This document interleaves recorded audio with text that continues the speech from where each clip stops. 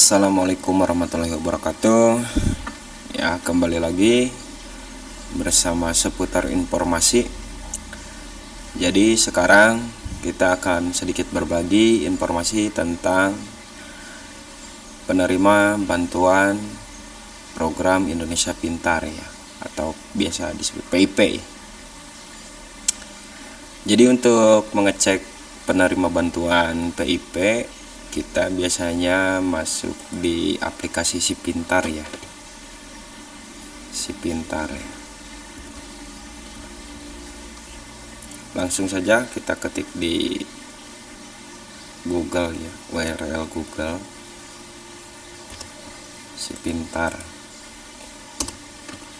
Nah, ada ini. Nah, kita masuk di dashboard aplikasi Si Pintar ya. Seperti biasa, jadi di dashboard ini kita disediakan beberapa informasi dan salah satunya ada cari penerima PIP. Jadi salah satu fitur untuk siswa ya. Jadi apakah mereka terdata sebagai penerima bantuan atau tidak. Jadi bisa dicek langsung di fitur cari penerima PIP dengan mengetikkan NISN dan NIK. Kemudian isi hasil perhitungan, terus cari seperti itu.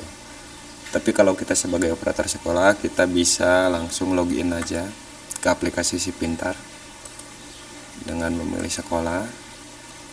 Nah, di sini kalau dulu kita itu bisa login menggunakan NPSN ya. Tapi untuk sekarang itu gak tahu ada pembaharuan atau gimana, jadi kita tidak bisa ya. Kita tidak bisa login menggunakan NPSN kalau sekarang. Jadi bisanya hanya menggunakan login Dapodik, SSO Dapodik ya. Kita coba aja ya login NPSN ya.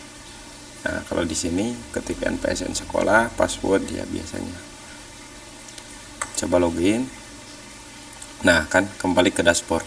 Jadi pada intinya untuk sekarang itu tidak bisa login menggunakan NPSN sekolah gitu. Jadi kita hanya bisa login menggunakan SSO Dapodik. Kita coba login menggunakan SSO Dapodik.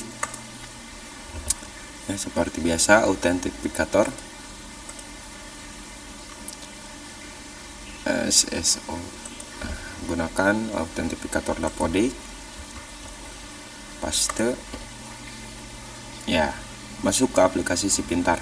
Nah, di aplikasi ini ada dashboard ya, samping kiri kita ini beberapa menu, tapi sekarang kita hanya mengecek siswa ya, mengecek siswa yang penerima bantuan PIP ya. Jadi pada intinya hanya ada dua menu yang memberi informasi tentang siswa penerima PIP ya. Jadi siswa SK pemberian di sini dan siswa nominasi. Jadi kedua menu ini sama-sama memberikan informasi tentang siapa saja siswa yang penerima PIP di sekolah kita. Tapi kalau di SK pemberian, di SK pemberian ini adalah salah satu siswa penerima bantuan PIP tapi yang sudah mempunyai kartu ATM ya. Kartu ATM-nya gitu. Jadi bantuannya langsung masuk ATM siswa tersebut gitu. Jadi langsung masuk ke ATM siswa. Nah, kalau di sini ada tahun yang pasti kita bisa mencari histori. Yang pada intinya kita akan mengecek sekarang yang tahun 2026. Nah, untuk tahap, kebetulan di sekolah saya sudah terbit 2 tahap ya. Tahap 1, contoh kita cari tahap 1. Nah, untuk tahap 1 kebetulan saya sudah beres ya. Sudah melakukan memberikan informasi lah kepada seluruh siswa bahwa mereka ya mendapatkan PIP, dan ada yang sudah mengambil, ada yang belum ya. Contoh ini yang belum mengambil dan ini yang sudah ya. Nah, gitu. Nah, untuk tahap 22 kita kita lihat. Nah, untuk tahap 22 itu sudah keluar datanya tapi dananya belum masuk gitu. Jadi kalau masalah dana belum masuk itu kendalinya ada di pusat ya, bukan dari kita, seperti itu.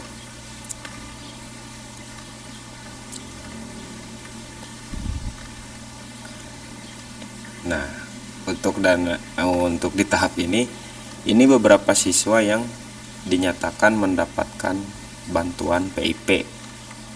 Ini sudah fix ya, ini sudah pasti menerima, cuma dananya belum masuk atau belum dikirim dari pusat, seperti itu.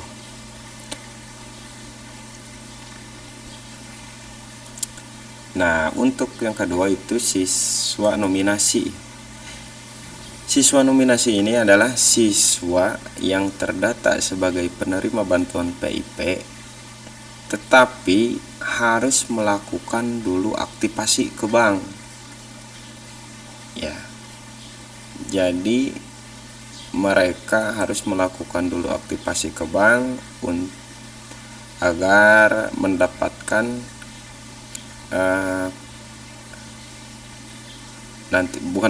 jadi bisa nanti untuk aktivasi, terus nanti dibuatkan buku tabungan dan kartu ATM-nya, seperti itu.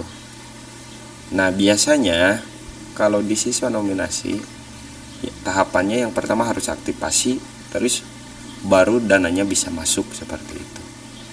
Nah, di sini juga ada keterangan aktivasi, bisa diaktifasi paling lambat tanggal 30 Juni 2026. Nah, jadi Bapak Ibu guru harus secepatnya melakukan aktivasi ke bank ya. Kalau hanya aktivasi biasanya di bank itu biasanya diterima-terima saja, tapi untuk pembuatan buku kalau di wilayah saya itu dijadwalkan, karena emang banyak sekolah yang melakukan pencairan atau aktivasi atau pembuatan buku rekening itu di bank ya, di bank tertentu gitu ya. Tapi pada intinya kalau di sini itu pakai bank BNI ya, kalau di wilayah saya. Jadi kadang kita itu dijadwalkan oleh bank. Contoh, sekolah saya itu dijadwal aktivasi sudah kemarin, cuma untuk pembuatan buku dan rekening itu dijadwalkan di tahun 2027 bulan Januari kalau gak salah. Saking mengantrinya gitu, banyak sekolah emang yang melakukan pencairan di bank tersebut.